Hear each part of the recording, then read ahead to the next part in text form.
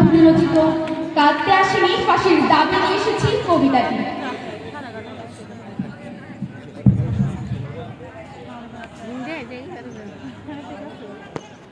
কবি মাহবুবুল আলম চৌধুরী রচিত কাঁদতে আসেনি ফাঁসির দাবি নিয়ে এসেছি কবিতাটি। এখানে যারা প্রাণ দিয়েছে রমনার ঊর্ধ্বমুখী কৃষ্ণচূড়ার তলায়, যেখানে আগুনের ফুলকির মতো এখানে ওখানে জ্বলছে অসংখ্য রক্তের ছাপ, সেখানে আমি কাঁদতে আসিনি। আজ আমি সুখে বিহবল নয়, আজ আমি ক্রোধে উন্মত্ত নয়, আজ আমি প্রতিজ্ঞায় অবিচল।